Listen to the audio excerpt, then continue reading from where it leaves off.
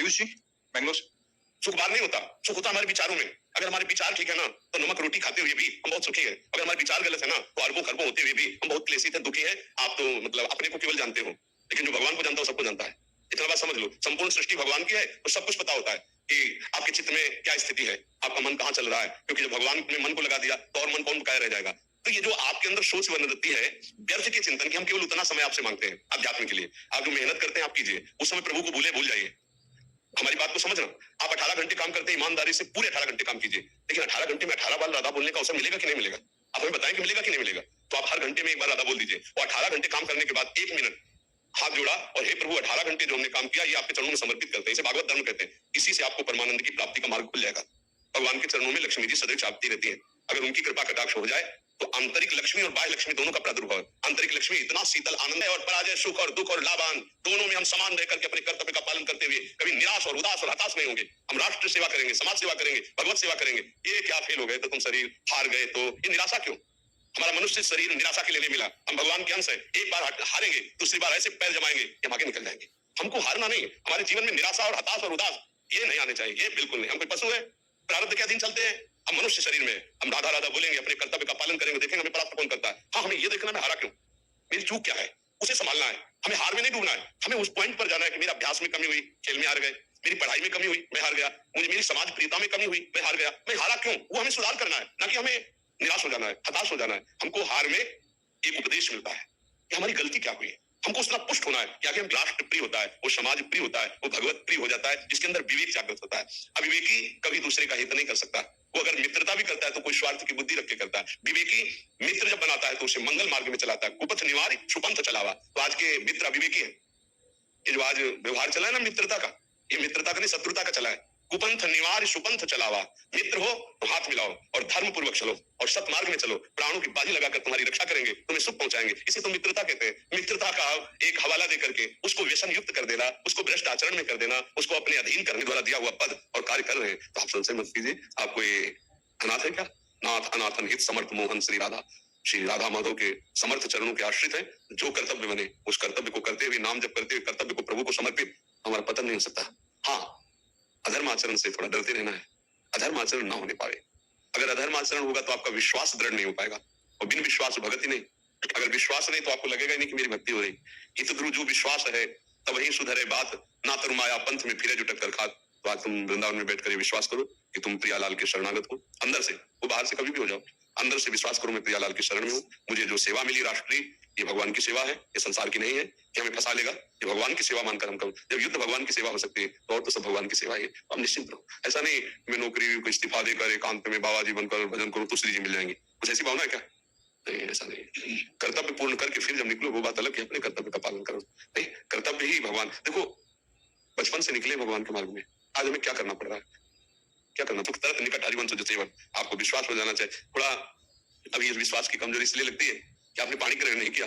पानी ग्रहण कर लोगे ना तो तुम्हें ठसक आ जाएगी। फिर कोई कहेगा भी कि तुम नरक जाओगे, तो तुम मुस्कुरा के कहोगे कोई फर्क की बात नहीं। यत्र यत्र मम जन्म कर्म भी नारके पर में पदे था। यदि मेरी लाडली मेरे साथ है, मुझे नरक भी भेज दिया जाए, मुझे कोई परवाह नहीं।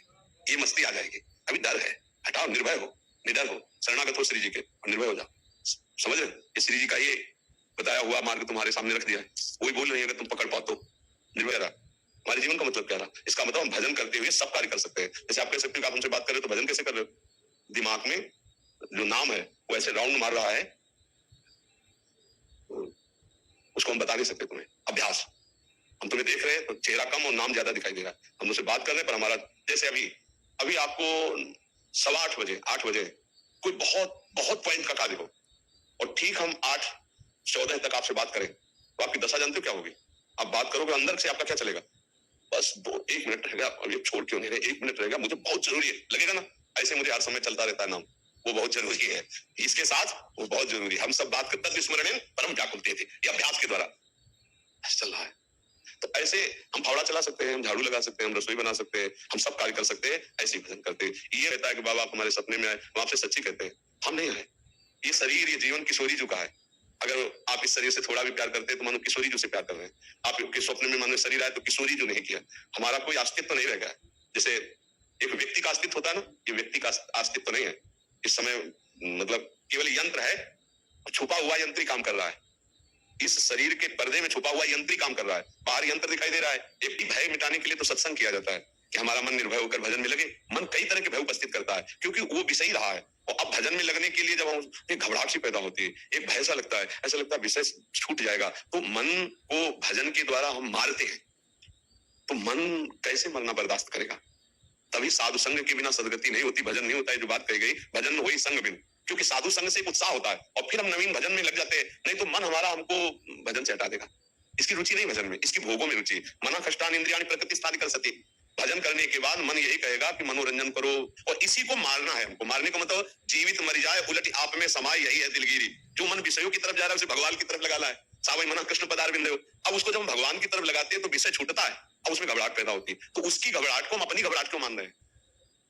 बात हमारी यहाँ समझ पाओ तो फिर बच सकते हो, नहीं तो ये मारेगा, ये मन मारेगा फिर आपको। क्योंकि अब युद्ध में जैसे किसी अपने शत्रु पक्ष को घुटनों पे ले आओ, तो ये मत समझो कि छूट दे दी तो घुटनों में, वो घुटने में तुम्हें कर देगा अगर छूट दे दी। तो मन है, अभी तक हमारा ये दुश्मन रहा है मन, कि ये हमको भोगों में फंसाकर हमारी दुर्गति कराता रहा। विषयों में फंसा हुआ मन शत्रु है और भगवान में लगा हुआ मित्र है।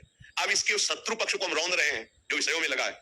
अब वो आपको रौंदेगा अगर होश में नहीं रहे। भजन छूटा, कुसंग हुआ कि ऐसी जगह फंसा देगा कि आपका भजन सब नष्ट हो जाएगा। बर जाए, प्रभु डांट दे तो हम कभी कभी प्रभु से रोए, कभी कभी प्रार्थना करें कि नाथ आप हमारे मन को अपने चरणों में लगा लो। पर ये बात ध्यान रखना, ना में भक्ता प्रणश्यति, आपका कभी नाश नहीं हो सकता। आपने थोड़ा भी भजन किया है तो भगवान की कृपा आपको उठाती ही चली जाएगी, आप गिर नहीं सकते। जैसे हिरण के शरीर में गए भरत जी, पर भजनानंदी रहे, और अगला जन्म उनका ब्रह्मबोध संपन्न महापुरुष के रूप में प्रकट हुआ। नाम ही भक्ता प्रणश्यति। तो कभी शोक करके तो सोच रहे नहीं कि भजन में बाधा पड़ रही तो हमारी दुर्गति हो जाएगी क्या? पर गलत मत करना, उसी भजन के मार्ग में रहना, आगे चलकर आनंद आ जाए। कोई पाप प्रवृत्ति है जो भस्म हो रही है, देखो बिना जलन के हृदय प्रेम रस